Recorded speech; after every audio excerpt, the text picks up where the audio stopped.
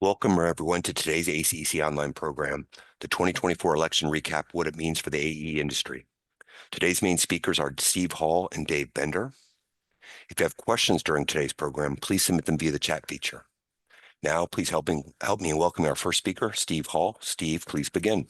All right, Andrew, thank you. And welcome, everybody. Thank you for joining us this afternoon. And on very short notice, we appreciate that. We wanted to put this program together for you to kind of go through what we experienced last week and what it all means for the industry. Up until now, we've been talking about this a great deal. Those of you that were at our fall conference in New Orleans, we talked about this a great deal, but we were still waiting for Election Day to happen, and so we were gaming out scenarios. What if it was a good night for Democrats, for Republicans? What if we ended up with divided government? What would it mean for the industry?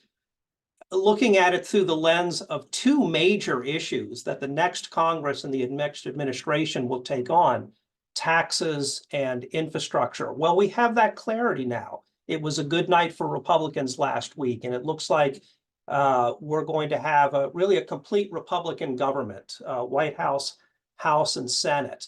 And so what we're going to do for you this afternoon is kind of walk through the election results itself and what we've learned from this, how this was a case of Donald Trump overperforming in many ways, both demographically as well as geographically. It was a change election, but maybe not a wave election.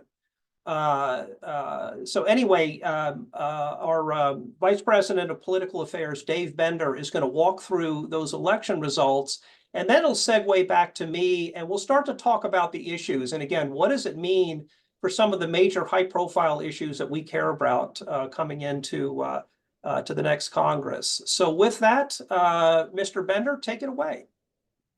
Thank you, Steve, and good afternoon, ladies and gentlemen. It's good to be with you. Thank you again for your participation in your local elections, your state elections, as well as your national election. It was a memorable night and a memorable campaign, and probably a little bit more memorable for a lot of other people too. On the presidential race, we all thought it was going to be just nip and tuck. You kept seeing all these polls over and over and over saying, Harris one day, Trump the next day, especially in those 7 states. But it really, when it comes down to it, we had 7 toss-up states.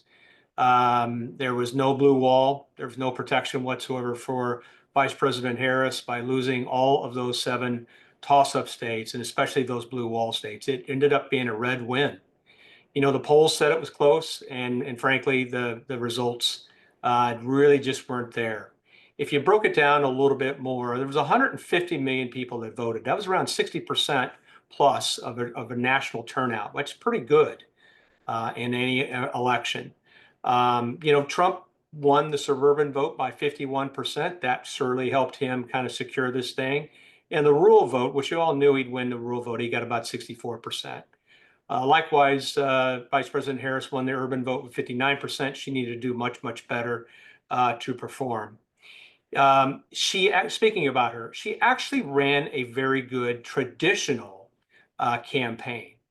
But anymore, traditional campaigns that we're finding out in the 2024 and probably beyond is not going to do what it takes to win a national office like this. Her field operation was very good. My colleague Nando Gomez, who was out in Bucks County, Pennsylvania on election weekend, he was reporting something that you're hearing a little bit more about, that we're of the age now of the Ring doorbell. You can't just knock on the door and talk to people. You ring their doorbell and they see you're there and they don't want to talk to you, or they tell you they're out when they might be in. So today, in this age of campaigning, being an old field operative like myself and back in the 90s, in the early 2000s for campaigns, it's just not there anymore. You're going to have to rely upon social media. And also as a candidate, you're going to have to go on podcasts. And you saw that Donald Trump did that very, very effectively. Next slide, Catherine, please. Okay, so 4 times, and Steve referenced this a little bit, 4 times since 1955 have the Republicans actually controlled the White House and both branches of Congress. You see there, Eisenhower started it in 50, was the last in 53 through 55, then came Bush 43 for that entire first term from 03 to 07. Trump won from 17 to 19, and again now, Trump 47 from 2025. Will he hold on to it past this next congressional cycle? We'll see about that. The Senate did flip to the GOP. They now have 53 members, which is control plus a little extra. The GOP during that election, they flipped 4 seats: Montana, Ohio, Pennsylvania, and West Virginia. 2 of them were one of those actually toss-up states too. So they did a really good job there. A couple of their, they beat a couple of really good incumbents, frankly. The Democrats won the races in Arizona, Michigan, Nevada, and Wisconsin. And they did so because they had some darn good candidates. And those candidates had a great message out there. They were a little bit different from some of their other colleagues. They did a really good job. Over onto the House GOP, they're currently today at 216. There's about 11 seats that are still out yet to be called. So they're currently at 216. They need 218 to have the majority. It's expected that they're going to get around 220, possibly 221. You know, there's states like Alaska, for example, that is still in play with their ranked choice voting this election. They are not going to be able to get their seats until November 20th, decided who wins that. So it's a little frustrating for that too. Next slide, would you please, Catherine? Good news for our congressional champions. They fared quite well. Just 2 of them that I want to point out: Don Bacon from Nebraska and Brian Fitzpatrick from Pennsylvania. They are 2 of the 4 GOP or Republican remaining people that voted for the IIJA, and they both were in tough races. So they made it. There's a couple others there that I want to highlight. The 3 ACEC Democrats in Nevada, Titus, Lee, and Horsford, they're really pro-ACEC. They had some really tough races, and they won. All 3 of them won their races. All Ways and Means members from both parties, who we work very, very closely, especially Catherine Motley does, prevailed. There might be one tough race left out, and that's from the state of California, Michelle Steele. That's going to come down to maybe double digits or possibly triple digits. The margin can go either way on that. We're really waiting to see on that. Jackie Rosen, the senator from Nevada, Tammy Baldwin from Wisconsin, and of course the new one elected from Arizona, Ruben Gallego, all won. They're really good ACEC member that they support our members. Our members have great relationships with them, and we're thrilled to see them win as well. So they won some tough races in some seats that, frankly, in some states that Donald Trump ended up winning. Last slide, please, Catherine. I'm happy to report. I got to tell you, I'm going to ask Steve if we can take some of the PAC money and go to the track, because they really have a good win-loss record here. We could probably win a little bit of money on that. With the Senate, we supported 20 candidates. We won 18. We lost 2. In the House, we supported 315 winners, 10 losers, and we still have 10 races yet to be called.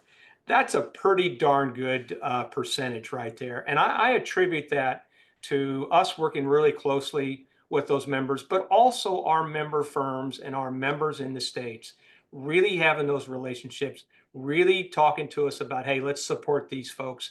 And our PAC supporters really stepped up and supported that, and we really appreciate it.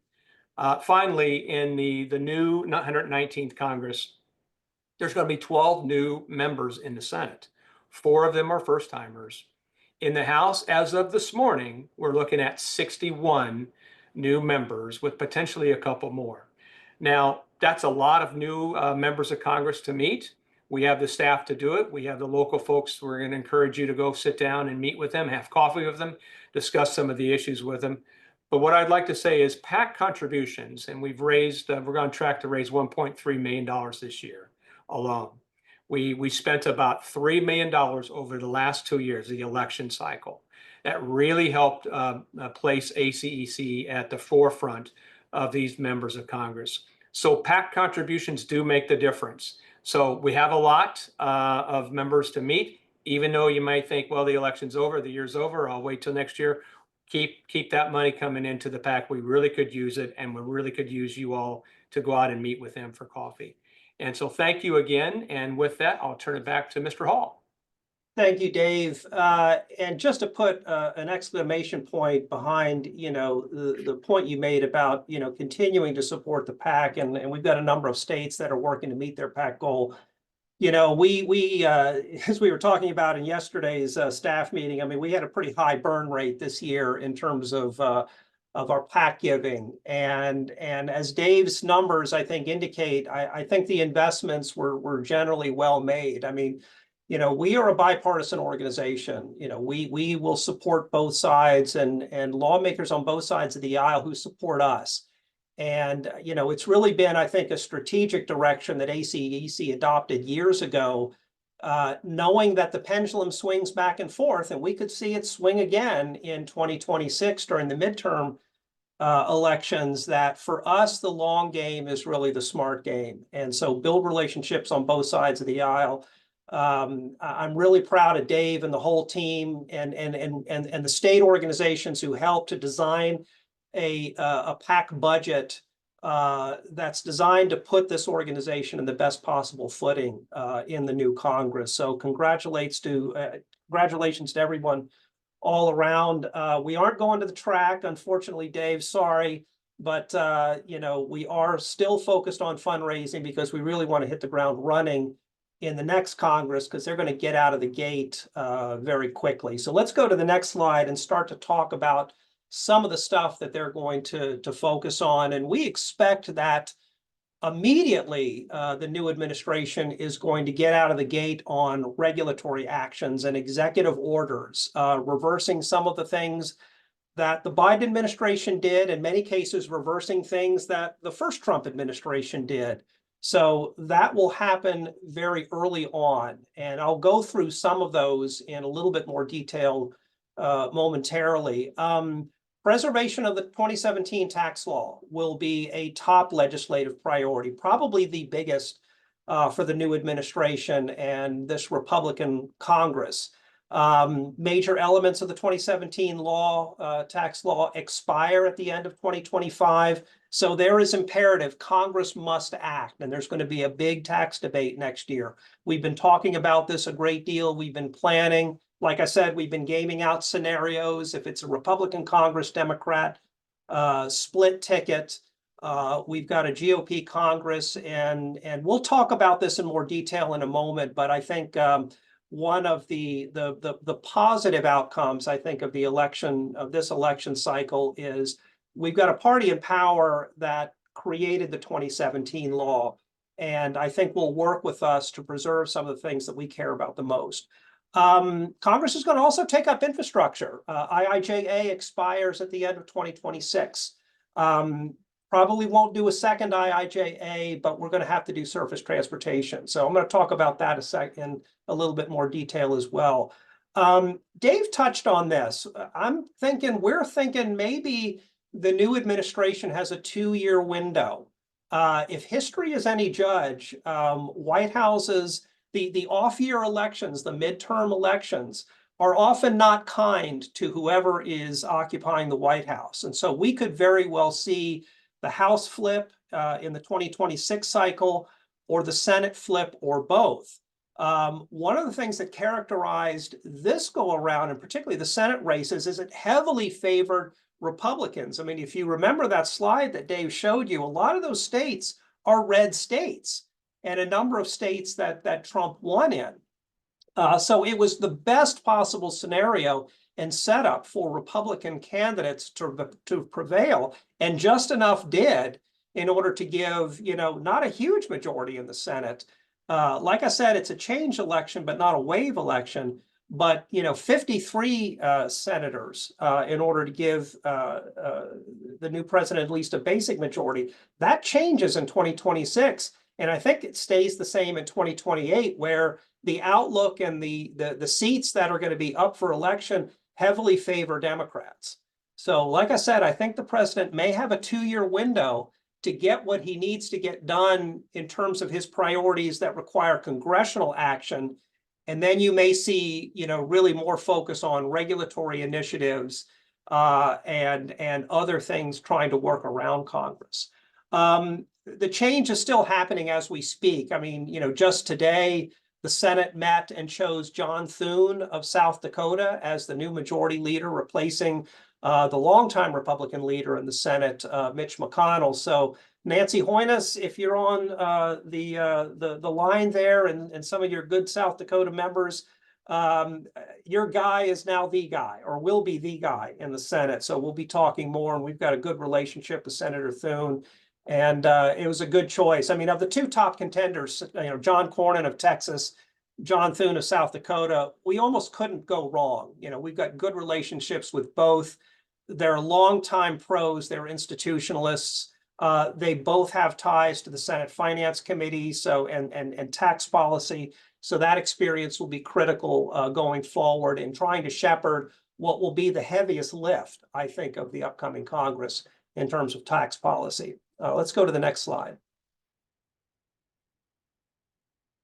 So we got a little bit of business left before the end of this year. And, we're expecting a lame duck session that will go fairly quickly. I think they're going to want to clear the decks as much as possible in anticipation of a new majority starting in January. So, the top on our priority list has been restoring deductibility of R&D expenses. As many of you know, we had a huge win at the beginning of the year in the House, passed a big tax package that included the restoration and the retroactive restoration of deductibility, among many other things, passed with 357 votes. The House of Representatives doesn't pass anything with that kind of margin. Unfortunately, when it got to the Senate, we hit a bit of a roadblock. Senator Mike Crapo, the senior Republican on the Senate Finance Committee, pumped the brakes. Didn't have any problems with our R&D fix, had a lot of problems with an expanded child tax credit that was included in the bill. And the senator, I think, reasoned that he thought the Senate was going to flip on election day, and he would be the chairman of the Senate Finance Committee, and he would rather deal with this when he was in charge. Well, it turns out his prognosis was correct. He is going to be in charge next year. So we were thinking that if it was a status quo election, if the same party retained the House, the Senate, the White House, that we might have a lane to force a vote on the House passed bill. I suppose it's still a possibility, but we're just not counting on it at this point. We think that this moves over into 2025 and becomes another item on our priority list with respect to that larger tax debate. So stay tuned. Congress will finish, I think, work on a water bill, the Water Resources Development Act. Both the House and Senate have passed their respective versions of the bill. And it's really just a question of what do they attach it to, a defense bill, a spending package, something. But this is going to get through Congress. And this is a every 2-year process where they authorize new Corps of Engineers projects, water projects, and do some other things in the water space. And it's always been a great vehicle for ACEC in moving our water agenda forward. They got to finish the appropriations process. There's only been 5 appropriations bills that have passed the House. So a lot of work to pass something to make sure that federal agencies stay open, that federal programs and funding continue to flow. And it's really an open question right now whether they can patch together an omnibus spending package that gets us through to the end of the fiscal year next year, or if we're going to do another longer term continuing resolution similar to what we're operating under now that will maintain current spending, till sometime, into the new year, and maybe give the new majority a chance to develop a longer term solution. And then I mentioned the defense bill that will likely get cleared before Congress leaves town. It may be a vehicle for disaster relief to deal with some of the various storm events that have happened around the country. So a little bit of work to get done. We're still holding out hope on R&D, but like I said, that probably carries over into 2025. Let's go to the next slide. All right, so I mentioned regulatory actions and just a few of those, and really a heavy emphasis on, kind of the energy and environmental sector. We expect the new administration to repeal the moratorium on new permitting for LNG facilities and expanding oil and gas development on federal lands. Also action on climate change policies, reversing those. Wetlands, as well as, expanded state authority to overturn projects through, Clean Water Act concerns, as well as issues relative to the NEPA process. All of those are probably going to be reversed. And it's been a bit of a ping pong. Those of you that have been following this and deal with wetlands policy, you're very familiar with this. We had a Waters of the U.S. or WOTUS policy that was developed during the Obama administration. That was thrown out in Trump's first term, and a new version of WOTUS was developed. That was thrown out during the Biden administration, and we're probably going to start the process all over again. So, Congress has not been able to pass a law to define what is and is not a federal wetland, and so it has been left to executive action and court decisions, and this ping-ponging effect, unfortunately. We're likely to see a repeal of greenhouse gas reporting requirements that were put out by federal highways as part of performance measures on projects. And we expect the administration to revisit some of the policies relating to PFAS and the extent to which PFAS should be regulated under the Superfund program.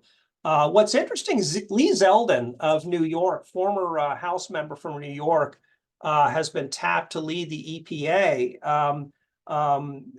Was a great member of Congress. We worked very closely with Lee. We were big supporters, and a very pragmatic person in terms of environmental standards and PFAS, and actually took some green positions with respect to PFAS during his time in the House. So I think he's going to be very pragmatic with all of these. And, this one is a good example. I think there's going to be an opportunity for ACEC to work with Lee and work with the transition to try to guide and to shape an approach going forward. I've had a number of conversations with, our new water and environment staffer, Jordan Baugh, as well as the chair of our water committee, Joe Barbagallo of Woodard and Curran, about PFAS regulations. And Joe has talked extensively about, we don't disagree with the goal in terms of getting PFAS out of the drinking water,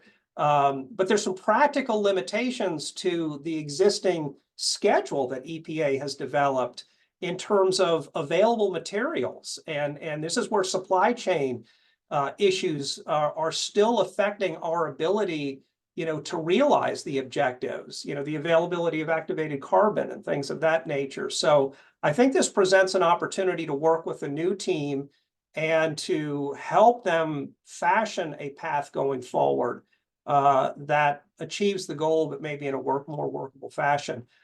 We heard a great deal during the campaign about trade and the prospect of tariffs, particularly with respect to China. That's created obviously a lot of concern in the business community, and will no doubt impact this industry in the materials, the goods, the technologies that we specify in projects. So this is something that we're going to be working with the larger business community writ large to try to guide and direct the administration in a way that minimizes the impact there. Let's go to the next slide. Now, additional regulatory actions, and this is where, we may kind of get more on the negative side. Some of those others I talked about, maybe with the exception of trade, some opportunities, really maybe some steps in a good direction.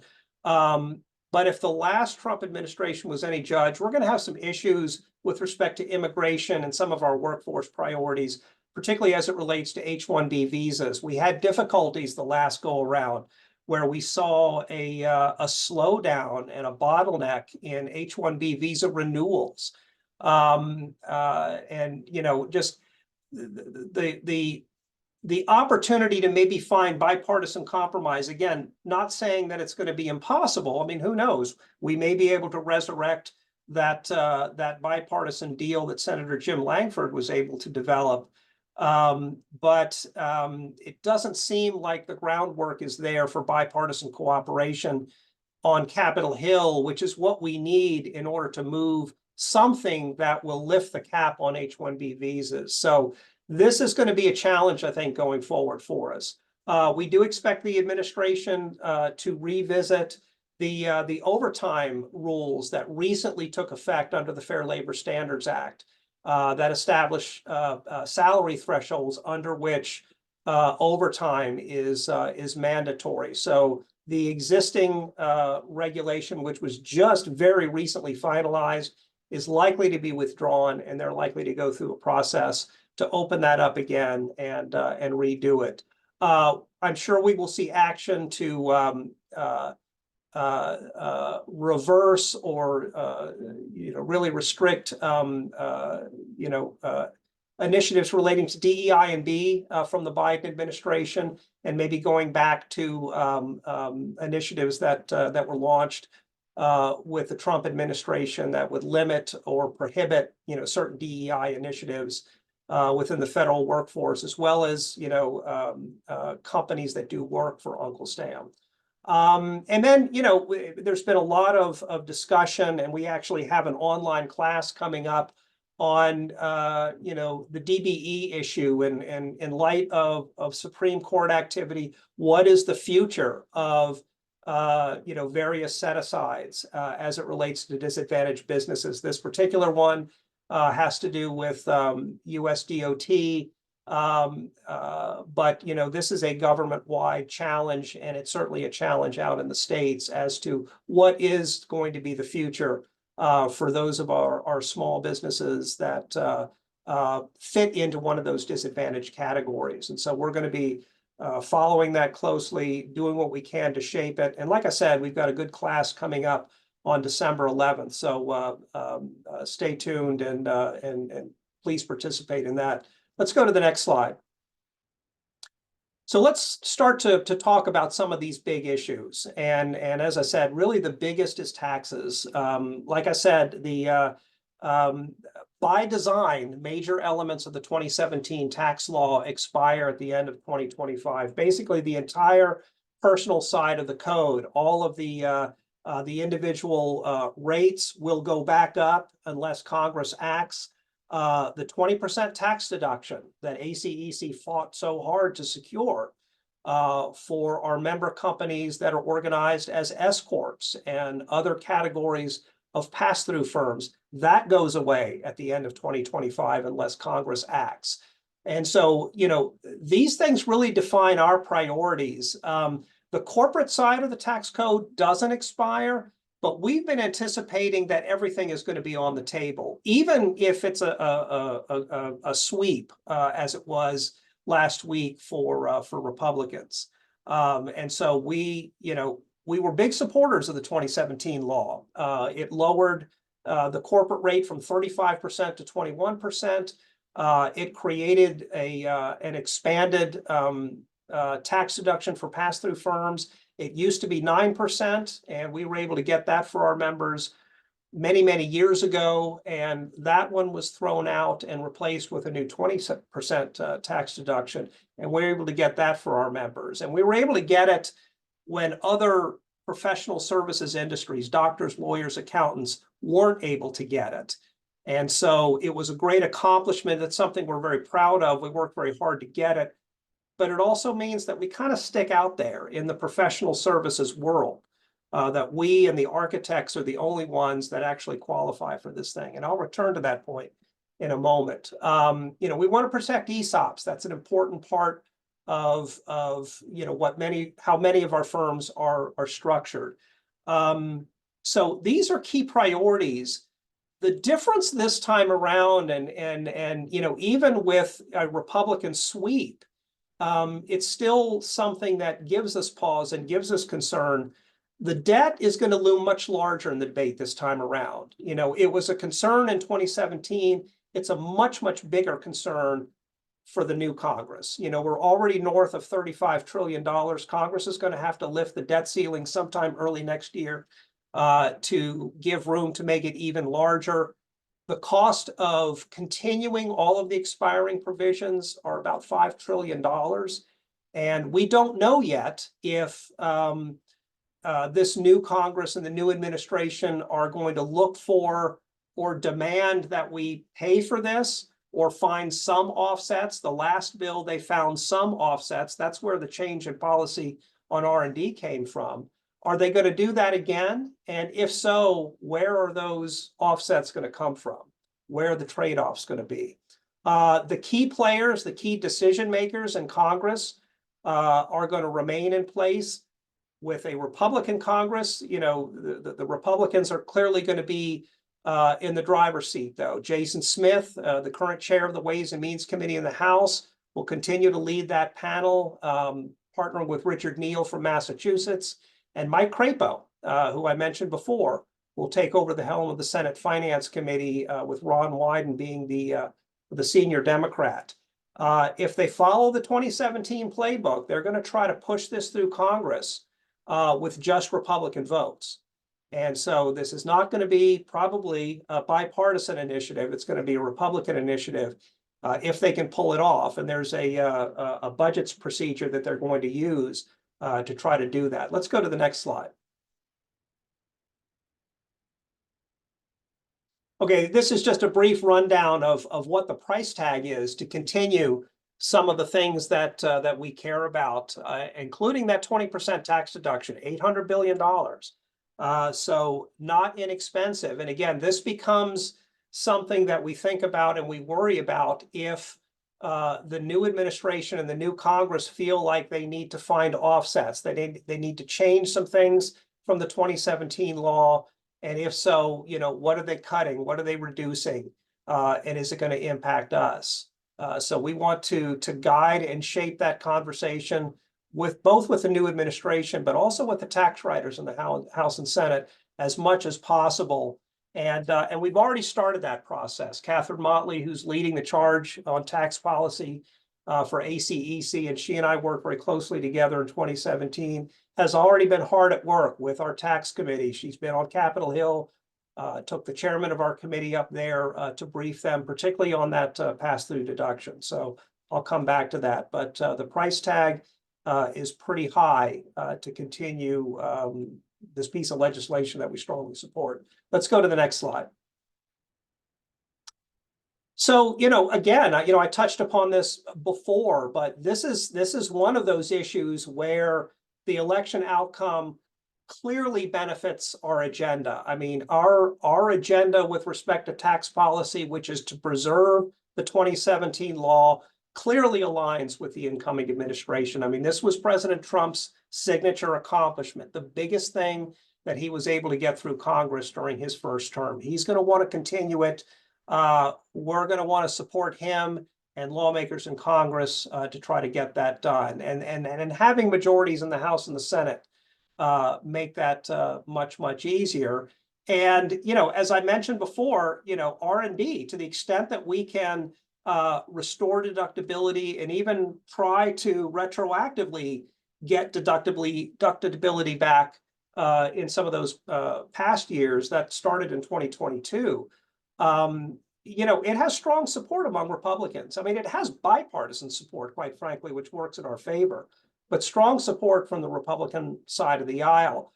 So a lot of opportunities, but also some risks. And I've touched upon this already, concern about the debt. You know, will we need to find offsets? Will lawmakers demand offsets, looking at that growing pile of debt that we've been accumulating, and where does that come from? As I mentioned, we are an outlier in that 20% tax deduction. We're the only professional services industry that got it. That's why what we're doing right now and some of the educating that Catherine and some of our members are doing are so important so that they understand the backstory, why it was that this industry was able to get that, why it made sense. And really the long and the short of it was we qualified for the precursor of Section 199A. And lawmakers in 2017, I think, came to the realization that, gosh, if we don't provide this to this industry going forward, we could actually see engineering firms with a higher tax burden going forward, you know, from the 2017 law than what existed previously. That realization prevailed, and we were able to prevail in 2017, and we were able to get that for you. But like I said, we stick out, and so we want to make sure that we protect that. We've seen a populist trend on the Republican side of the aisle. It is moving away from, you know, the stereotype of being the party of business. And, you know, we heard a lot of that rhetoric from, you know, the incoming Vice President, J.D. Vance, former senator from Ohio, who's very supportive, for example, of that expanded child tax credit that was causing the hangup, you know, with Senator Crapo in the Senate.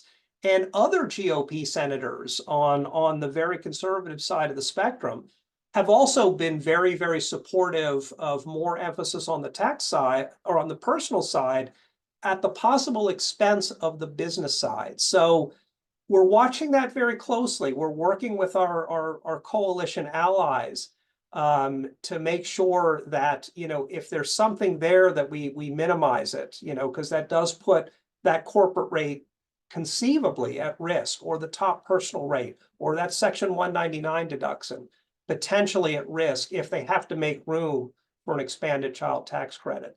I will say this, you know, during the campaign, you know, President Trump had hinted at, indicated, gosh, we should, you know, maybe drop the corporate rate even lower than what it is now, maybe to 15%. So maybe he's laid a marker down there that will protect our C Corp members. But there's still enough questions in our minds that we're watching this very closely, and it's never done until it's done.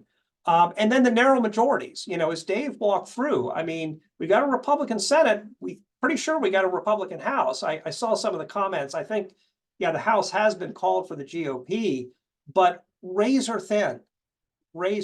So, I mean, it's going to make it very, very hard. Republicans have got to hold their team together if they're going to get a tax package through that keeps into place much or all of that 2017 tax law. It's not going to be easy. Let's go to the next slide. So like I said, we've been working this now for quite some time. We've submitted comments, basically our wish list to, you know, with emphasis, Republican lawmakers in the House and the Senate. As I mentioned, we've taken up the chair of our tax committee to testify before one of the House Ways and Means working groups, basically, that's looking at the tax code with particular emphasis on the 20% tax deduction and that backstory. And he did a great job of educating lawmakers on why this is in place and the history of it. You know, we're working with coalition allies on, because we're not the only ones that care about that. We're not the only ones that care about R&D and corporate rates and things like that. So, you know, we're working as much with the community and then directly with lawmakers as possible to tell our story, to tell the engineering industry's story on this, to make sure that we come out on the other end of this with a tax policy that allows you to grow and continue to do the good work that you're doing. And then, you know, we're going to be bulking up. You know, we're going to be bringing in probably some outside horsepower to supplement what Catherine and I can do. The stakes here are very, very high, and we can't afford to lose anything that we really gained in that 2017 law. So we're looking at those outside advocates, and again, you know, with you know, our allies at the Chamber, the Business Roundtable, you know, a whole host of business groups that are, you know, that all have similar priorities to us. We're all rowing together. So let's go to the next slide. So we talked about taxes. Let's segue to infrastructure. Like I said, this is going to be the next big thing. Hopefully we get taxes done in 2025, 2026 is really going to be focused around infrastructure. Like I said, IIJA expires the end of September 2026. We're probably not going to see a part two, but with that expiration includes the expiration of all federal surface transportation programs, highway transit safety programs. Congress has to do a surface transportation bill. And Republican lawmakers, Democrat lawmakers, they know this. They're talking about it. They're working on it now and thinking about it now. And so we know we're going to have a surface transportation bill in the next Congress. Now, does it become the catalyst for something bigger? It's possible. You know, I'm saying IIJA Part 2 is very unlikely, but sometimes if Congress comes together on a good bipartisan package, all of a sudden that becomes a train that pulls a few additional things. And that's how IIJA kind of got started. I mean, foundational to IIJA, you know, was $1.3 trillion package. 550 billion of that was the surface transportation piece. So it's not out of the question that this couldn't pick up a water component or something else as it goes along. We're already working with our industry stakeholder allies, you know, the contractors, hard hat labor, everybody that cares about this on, you know, some common messaging, common goals. What is it that we should be talking to lawmakers both now and in the next Congress? A lot of that revolves around how are we going to pay for this thing? You know, we're going to need close to $300 billion to extend current funding and maybe give it a modest inflationary adjustment. Where's that money going to come from? We're already talking about, you know, going to lawmakers in the context of next year's tax effort. You know, is there a possibility of doing something with the current federal user fee on gas taxes, 18.4 cents a gallon? Could we bump that up? Is there a possibility of extending that user fee to electric vehicles? We're actually hearing lawmakers, even Republican lawmakers, sort of raise the possibility of including that in the mix as one of the potential pay-fors for the next infrastructure bill. So it's going to be a priority for the next Congress. It's another opportunity for us. We're in the process right now of also developing what are our priorities beyond funding, you know, beyond continuity, you know, some big things that we share with other stakeholders. But what are some other things that ACEC can do to move the needle in terms of the great work that you do with your state DOT clients? That could include maybe some language in the bill encouraging your DOT clients to move more to lump sum contracts. You know, we just came out with a great study from ACEC's Research Institute that really makes a good, strong case using, you know, the words from our clients, federal agencies and some state DOTs that are already using lump sum contracts as to why this is good, particularly from a client perspective. And so maybe there's some language that we could include in the surface transportation bill that encourages that transition. That transition is already happening. It's happening slowly. What can we do to push it along further? And there'll be some other things that I think we'll look to try to achieve. You know, maybe something in the workforce space. You know, workforce is a big issue for your DOT clients. You know, AASHTO was here recently talking to us. They're at the very front end of their priority setting. And workforce is one of their key priorities. There may be an opportunity for us to work with AASHTO on some common objectives with respect to the workforce challenge that both of our organizations face. So let's go to the next slide.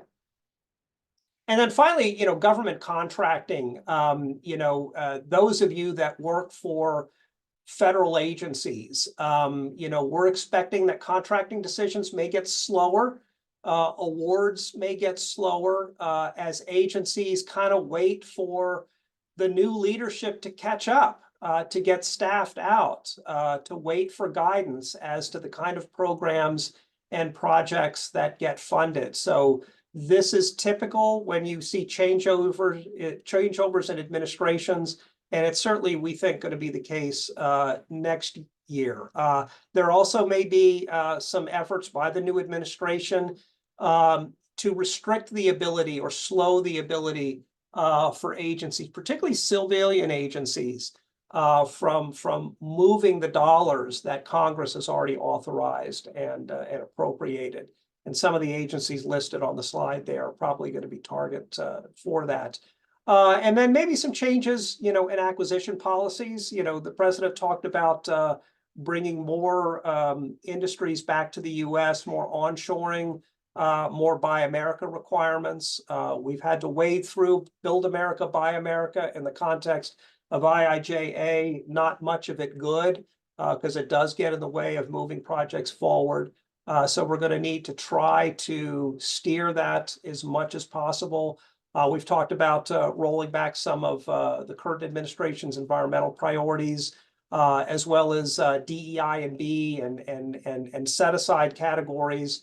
And then border infrastructure. I mean, presumably we're going to see a renewed focus on border security and related infrastructure. One of the things that we encountered last time around is firms that were involved in those projects risked blowback from state governments and cities in terms of restrictions with contracting with companies that were involved in border projects. So haven't heard anything that's coming back, but that was definitely a challenge we were dealing with during Trump's first term, and we expect that it comes back.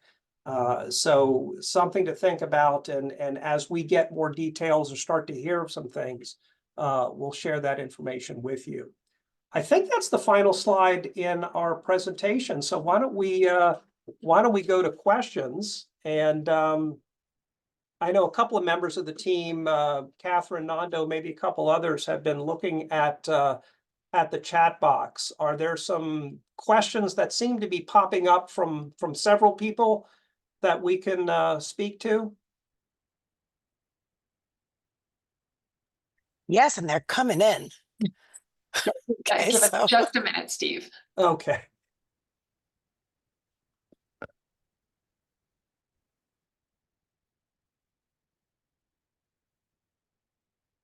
All right, well, I'm just going to scroll up to the top. And So Steve, one question is, what's the effect on the Republican majority in the House with the president pulling people out of the House to serve in his cabinet? good question. We've heard that may have come to a halt. I think particularly. Steve, actually, while you were talking, the president announced that he is nominating Matt Gaetz to be the Attorney General. Okay, I stand corrected. All right, one additional leaving Congress. Anyway, yes, I think, in answer to your question, now Gaetz's district is pretty solidly red. Not sure about Elise Stefanik. She's managed to hang on to it, but a high-profile person like her, there may be a concerted effort by Democrats to try to take that seat. So, in answer to your question, yeah, there's a distinct possibility that the narrow majority in the House could get narrower in the coming months as special elections take effect to replace these folks. And I think Speaker Johnson has made some public comments of consternation. Hey, don't pilfer any more of our very, very thin majority. So good question. The Stefanik's district, Steve, is a +12R, so it should be safe. Okay, well, we'll see. Yeah. I was listening to some pundits talk about it this morning, and suggesting you never know with New York and New York State whether that is going to be safe or not. We'll see. What else do we have here? Steve, there's a question about the impact to legislation like the CHIPS and Science Act. Yeah, no, good question. And there's been, concern that preceded Election Day about, IIJA, the Inflation Reduction Act, the CHIPS and Science Act, and the extent to which an incoming Trump administration could do away with those things or in some ways inhibit the funding. And I think there will be a possibility. I mean, for example, with IIJA, there's still a lot of dollars sitting unused in something on the order of 150 discretionary grant programs that are administered by US DOT. And so it is a reasonable question as to whether the new administration is going to want to dole out additional grants under those, particularly in areas of focus, climate change, for example, where the new administration may not agree with the Biden administration. So, not necessarily doing away with those programs. It really requires an act of Congress, but inhibiting the funding definitely could happen. Similar maybe with the IRA, some tinkering around the edges, perhaps. Same with the CHIPS and Science Act. I think the challenge, though, from the Trump administration's part is a lot of these dollars are already going out to projects. And in the case of IRA, a lot of those projects are in red states. And you've got GOP lawmakers that are very supportive of the projects that are benefiting from the funding. And so that may, really lessen the new administration's appetite and ability to make any serious changes. So, we expect they may tinker around the margins, like I said, a little bit, but don't look for major wholesale changes. Steve, there's a question about the new Department of Government Efficiency led by Elon Musk and Vivek Ramaswamy, and whether there should be concerns that they might recommend budget cuts that would be punitive to private industry. Yeah, I mean, it's a great question. And I think a lot of folks are kind of scratching their heads to try to figure out what this entity is actually going to do. I mean, it's sort of going to be acting as a blue ribbon commission. Calling it a Department of Government or Efficiency is a bit of a misnomer. But going through and looking at various government programs, there is a concern, to the extent that it gets into programs that touch the built environment and what we do, or if it gets into regulations, things that we've worked very hard and fought very hard to put into place with respect to qualification-based selection requirements and FAR requirements and things like that. So we are going to be submitting policy recommendations to the administration's transition team to kind of lay out where our priorities are for the new team. And as much as possible, and this includes this new entity, as much as possible, we're going to try to steer them in, some positive directions. If we have some good ideas that they should consider, we're going to put those forward. But we're really going to work and work with our association allies to protect as much as possible the things that touch our industry and, like I said, touch the built environment. Steve, there were a couple of questions on H-1Bs. Do you mind if I do a quick walkthrough of the changes? Absolutely. Okay, so as Steve mentioned, one thing that the administration did, the last Trump administration did, was they used their abilities as regulators to really slow down the renewal process for H-1B visas by having more requests for evidence and other things, things that were routine renewals in the past were suddenly not routine and took a long time. But in addition to that, the last Trump administration proposed 3 rules that would change H-1B visas. They would do the following things. One is raise prevailing wages that you have to pay to an H-1B visa holder. The second was get rid of the lottery and instead allocate H-1B visas based on the highest paid salaries. And then the third thing that they wanted to do was tighten the definition of specialty occupation for H-1B visas so that it had to be a really, really close match between someone's degree and the job itself. And those things all taken together would make it much more difficult to use H-1B visas.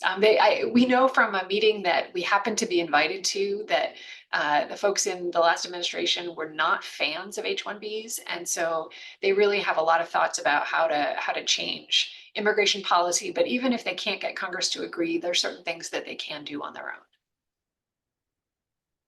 Good point. I noticed a number of questions related to infrastructure and the extent to which, what is Trump's plans for infrastructure.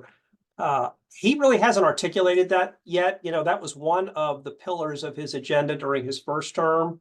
But the focus, I think, was more on trying to repeal Obamacare and then taxes. And he scored the big win on taxes. He kind of got to the infrastructure game late, and the proposal that eventually emerged from the White House never went anywhere, even among Republicans in Congress. Haven't heard really him say much in terms of infrastructure on the campaign trail. But like I said, we know that, you know, Congress is going to have to do something, you know, with respect to surface transportation. And I will say this, you know, traditionally, infrastructure's kind of been driven by Congress. I mean, it's not that the White House is irrelevant, and this is not, you know, limited just to the Trump administration, but looking back over history, you know, they certainly have a role to play, and they certainly do shape the scope of the package and policy. But it really is the chairs and the ranking members. It's the infrastructure committees in the House and the Senate that tend to be in the driver's seat. And like I said, they're already focused on this. They want to get it done. And so, you know, guardedly optimistic and also historically bipartisan. We're not going to see bipartisan with respect to the tax debate. But if history is any judge, putting IIJA aside a little bit, although it did draw enough Republican support to become law, going back further, you know, the two parties generally have worked pretty good together with successive surface transportation programs, aviation programs, water initiatives, very bipartisan. And we've seen that even in the current Congress. I mean, Congress passed an airports bill, you know, with huge bipartisan margins. And the water bill that I referenced earlier is very bipartisan. So if we get back to that with respect to surface, they can produce a bill. And I think I'd like to think, and I hope that the Trump administration will go along with it. Steve, there was one more immigration question referencing the president's comment about I would staple a green card to, you know, diplomas of people studying STEM in the US. The only thing I'd say about that is that the number of green cards that are available is written in law. So I think the president was expressing a sentiment, but he couldn't actually do that without working with Congress to change the number of green cards and the process there. But for you, there were a couple of questions. Any idea who the next US DOT secretary will be?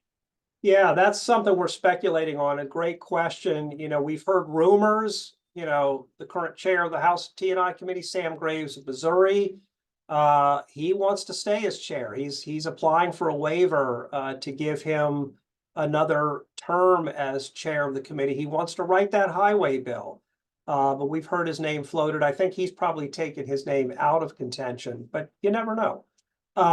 Garrett Graves of Louisiana, we've heard that name floated as well, would be a great choice. We've had a great relationship with Garrett over the years. His dad was an engineer, an absolute legend in the engineering community in Louisiana. So he would be a great pick, and across the board, particularly on the regulatory side and just what is needed to move good projects forward, he would be a great advocate. I'll throw it open to, you know, others on the call if anybody else has heard any names floated. Okay, yeah, we're watching that. I mean, you know, it's interesting, and I think this may be typical. As new administrations come in, they establish pretty early on who their national security team is going to be, and that's gotten emphasis. They'll get to DOT, you know, and the other agencies, but, you know, they're taking care of some of these early priorities, I think, first. Steve, there was a question. Do you have any concerns about QBS when it comes to this Department of Government Efficiency? Always, always. You know, with each new Congress and each new administration, you know, we are constantly needing to remind lawmakers and brief lawmakers on the history, the value. You know, we had an attack on QBS, quite frankly, from the Biden administration. You know, there was a proposed rule that came out of the Federal Highway Administration proposing to waive QBS as it applies to the discretionary grant programs under IIJA that are applied for by local units of government. It's very restricted to those circumstances. It doesn't apply to funding flowing to the states. And I think it was an act of desperation to try to waive a number of rules in order to encourage more localities to apply for the funds. From our perspective, and we submitted comments to this effect, this is the last thing you want to do if you want to produce successful projects. And there's a reason why QBS has been around since 1972, and part of the federal aid highway program since 1987. And it has expanded ever since. Virtually every state has adopted a law modeled after the federal law. QBS saves money, leads to very high levels of client satisfaction. We have 2 studies now, including a recent one from the Research Institute that reaffirms that principle. So we're going to be making use of that good work in educating new lawmakers. And fortunately, there are enough lawmakers that are staying over that understand, why QBS exists. Bruce Westerman from Arkansas is a former ACEC member, is a professional engineer, has been a great advocate in working with us to push back on that FHWA thing and to advocate for QBS. But the question is a good one. It's a constant, area of we need to be watchful and careful. Not just on QBS. I mean, everything that commoditizes what you do and the value you bring to project delivery. And with some of the studies that we're doing and some of the lobbying objectives with respect to more lump sum contracts, for example, it's really about pushing more than pushing back against this, but reinforcing that value proposition. And we're going to stay on offense with this new administration. We did have a couple of questions related to the fate of the Inflation Reduction Act and all of the energy efficiency provisions. One in particular wondered if the new influence of Elon Musk would have anything to say about electric vehicles and all of that infrastructure. Yeah, I think there's going to be efforts, but again, this was something that was passed into law. And so in order to make significant changes, they would have to get legislation through. And with a very, very closely divided Congress, that's going to be difficult, but not impossible. If, they use this budget procedure I referenced briefly before called reconciliation to move a new tax package, could they add some additional provisions in there that get into certain IRA provisions? So it's a possibility. Our colleague Nando Gomez staffs our energy committee, and I know there's been a lot of conversations, Nando, on this topic. Anything that you want to add? No, just quickly, I think tactically, if there's one thing the Biden administration has done when they've implemented what they had with these tax credits you mentioned before are going to states and districts and Republican held states and districts. So as such, they have bipartisan support in Congress. So it would be a very difficult pass to kind of to hold those back. Moreover, I would just add just quickly, I know we're running out of time, but the question is that what's the low-hanging fruit that I get asked by members as far as what indeed will the Trump administration go after? If you are in offshore wind, that's likely a good target that they will go after. If you are in EV, maybe at solar projects is also maybe an additional type of market that they may go after as well. So those are the type of the things that the president-elect has talked about going after publicly. And then we'll see if that rubber hits the road once those members of Congress who actually going to be, may support those projects. It may be a game of chicken at the end of the day. Who's going to win at those standoffs? So we'll see. Yeah, good. Thank you. Steve, we're several minutes past the hour. There are tons of great questions, but I think you've hit the kind of highlights for what we know for now. Okay. All right. Well, I tell you what, folks, yeah, let's stop now. I noticed there were several questions about getting copies of the slide deck. We'll certainly make sure that everybody who dialed in can get it. And I know our communications team is going to be putting this out on our social media channels. So there'll be lots of opportunities to take a look at this. Don't hesitate to send us questions and send them directly to me. My email address is shall, Hall, at acec.org. Feel free, if we didn't get to your question, reach out to me, please. And if I can't answer it, I guarantee you I know a really smart person who can. And we'll try to get you as much information as we know. And a lot of this is going to unfold in the next few weeks. I mean, there's a lot yet to do. We're going to see more of a filling out of the president's team. We talked a little bit about the US DOT secretary.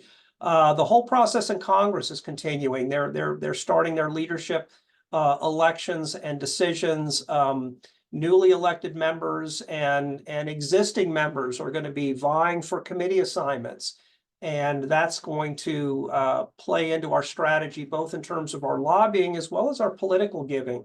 So let's make this an ongoing conversation. We may do other versions of this going forward, but certainly we will endeavor to keep you all up to speed through the various communications vehicles that we have. Our CEO, Linda Darr, puts out a weekly letter, and so she's going to be speaking to a lot of this stuff as we get more information and additional, information unfolds that further clarifies, the environment that we're going to be working under for the next 2 years. So thank you very much for joining us this afternoon. I hope this was helpful to you. Like I said, please send me your questions if we didn't get to you, shall at acec.org. And we look forward to the next opportunity, either in person or in a setting like this, to talk to you about ACEC's advocacy program. So have a great afternoon and a great rest of the week. Bye-bye.